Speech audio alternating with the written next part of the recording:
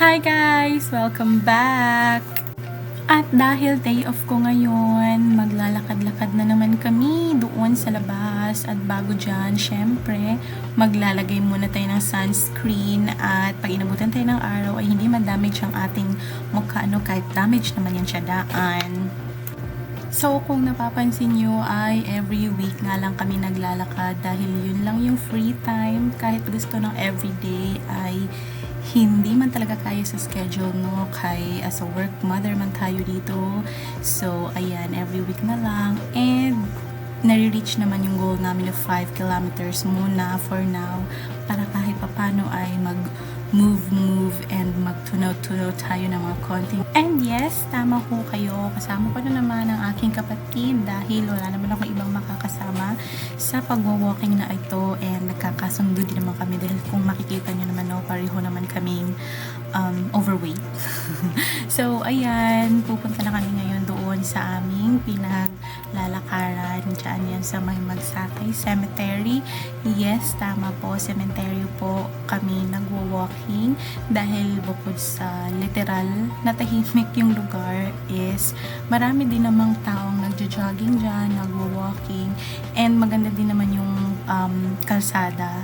So, ayan, and also malapit din yan sa lugar namin. And hindi na nga namin kailangang magsasakyan or magmotor papunta dyan. So, nilalakad na lang namin yan mula sa bahay hanggang dito. So, syempre, extra walk na rin yun, extra steps na din para sa aming goal. So, kayo guys, if may goal din kayo, gusto nyo rin kahit papaano maging healthy and fit, alam ko medyo matagal and mahaba yung process na yun, pero ang mahalaga is mag-start tayo, and discipline lang talaga is the key. And also, support system, like tulad namin ng kapatid ko, kaming dalawa lang yung nagsusuportahan dito sa aming journey dahil wala naman kaming ibang makukuhanan ng support. So, ayan guys, samahan nyo lang kami dito habang naglalakad at umiikot-ikot dito sa sementeryo. Hindi naman namin sila gagambalain. Enjoy! Tingnan, may bukal-bukal. Ay, palang isaan lang. Salamat Lord sa buntag. Salamat kaayo Lord sa araw na makapag-walking ta.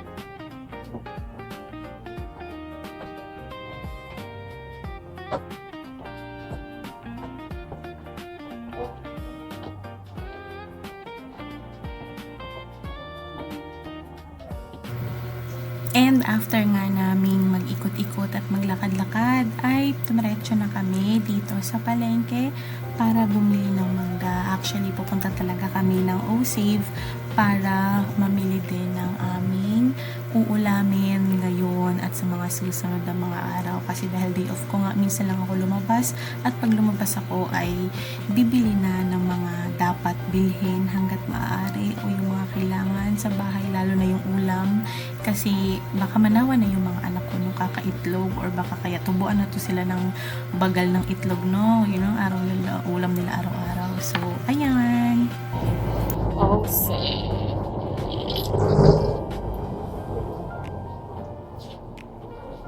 Kuha tato na yun.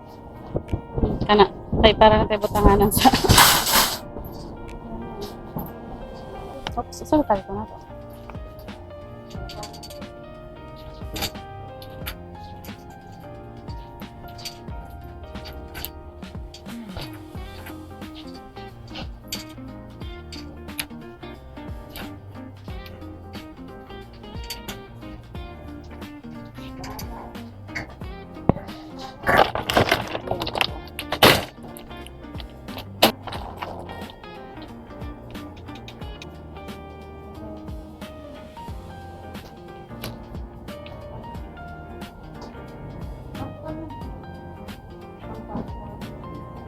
Oo.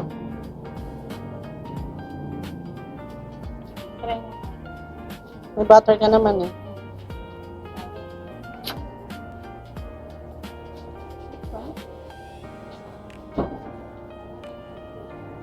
Oh, ano yun? Sa takip. Sa takip.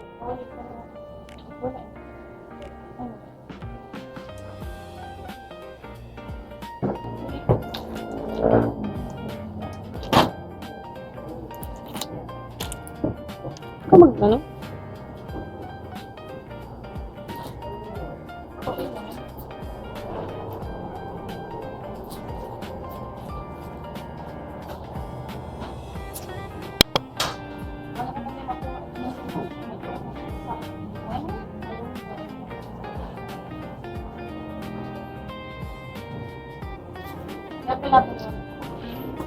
Sige.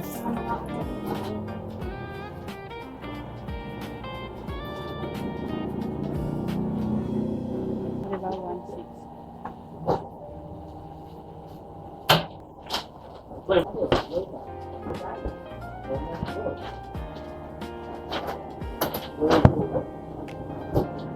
Ito na lang sa gilid. Ah, sige, dyan para pantay yung ano. Pwede ka na bagger.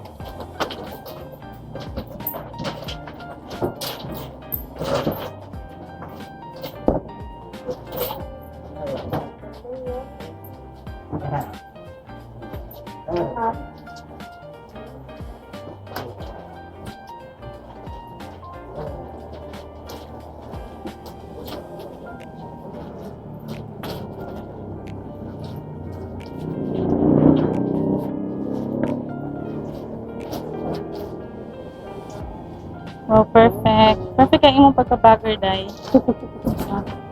Sama na to karon.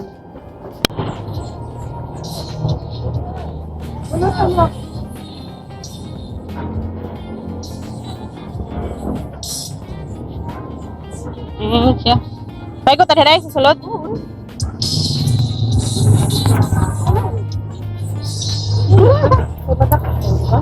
Ah, perfect. Agay. Magigit ako, no? Tricycle namin, guys. Wala namin kaya namin. Okay, nagkabasig yung guys. Really?